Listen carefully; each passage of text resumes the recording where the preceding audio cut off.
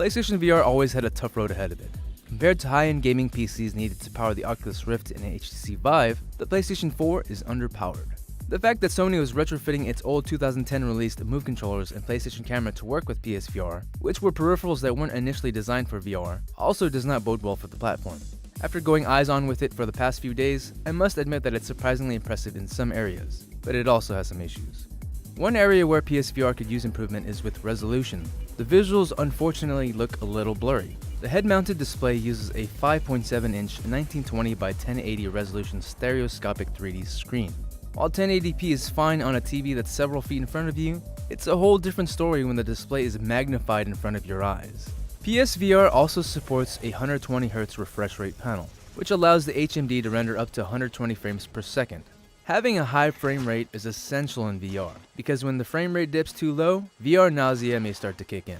Poor head tracking can also lead to VR motion sickness. Luckily, that isn't a problem here.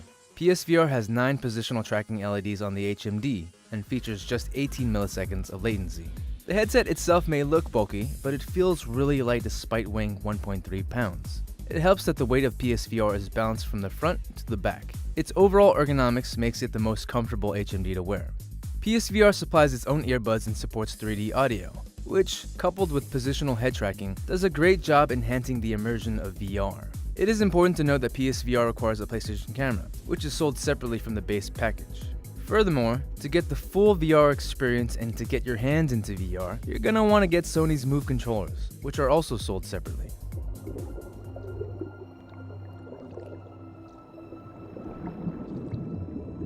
PSVR can deliver some incredibly immersive experiences. Despite being a passive experience, Shark Encounter, which is a short demo within the PlayStation VR Worlds compilation, can be riveting. It virtually places you in a shark cage and anchors you deep down into the ocean, where you encounter a massive great white shark that's out to eat you. Seeing it pry open your cage with its sharp teeth provides a sense of danger that is impossible to replicate on a traditional display.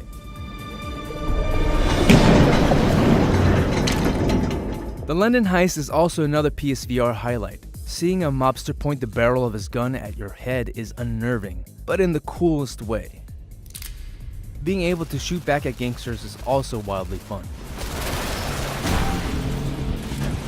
One concern that I had going into this review is whether or not the Move controllers would be accurate enough for VR, but they do a surprisingly good job of tracking your hands. While there's a lot to like about PSVR, it also has issues. The PlayStation camera has a relatively small field of view, and you'll lose tracking if either your controller or headset pops outside of its FOV. Also, when I stepped more than 8 feet away from the camera, everything started to awkwardly shift in and out. It's not the end of the world by any means, but it definitely feels like an ecosystem that's cobbled together using existing parts. Furthermore, because PSVR only uses one camera, the Move controllers will get occluded if you turn completely around, as the camera needs to see the light emitting from the controller to track it. What this means on a fundamental level is that we are likely not to get 360 experiences. It's also unfortunate that the Move controllers don't have a D-pad or movement stick, as this further limits PSVR's capabilities. Despite all these little technical deficiencies, the biggest issue plaguing PSVR is motion sickness. Your mileage may vary here, as some people don't have issues with VR nausea. I, unfortunately, am not one of them. Many of the first-person launch games made me feel ill. The main culprit here is artificial locomotion. This is when a game binds first-person movement to a joystick. While this is fine on a flat-screen TV, in VR, your eyes are tricked into thinking your body is moving, but your body does not get the same cues. This disconnect can lead to wobbly sea legs. Sony tells me that gamers should take 15-minute breaks each hour to combat motion sickness, but that's not a very good long-term solution. While PSVR is cheaper than either the Rift or the Vive and doesn't require an expensive PC, there's a reason that high-quality VR is expensive. Sure, PSVR is more affordable, but it also takes some shortcuts. While it sometimes works surprisingly well given its constraints, it reminds me of the adage, you get what you pay for. As a VR fan, I want PSVR to succeed, but it trips up a bit too much to wholeheartedly recommend right now. If you have a PS4 and are dying to get PSVR, then I'd recommend the $500 bundle, which includes the PlayStation camera, 2 Move controllers, and PlayStation VR Worlds. If you have a PS4 and are simply curious about VR, I'd hold off until more titles are released. For everyone else, I'd recommend saving up for a better reality. For more gaming and hardware coverage, stay tuned to GameSpot.com and subscribe to our YouTube channel.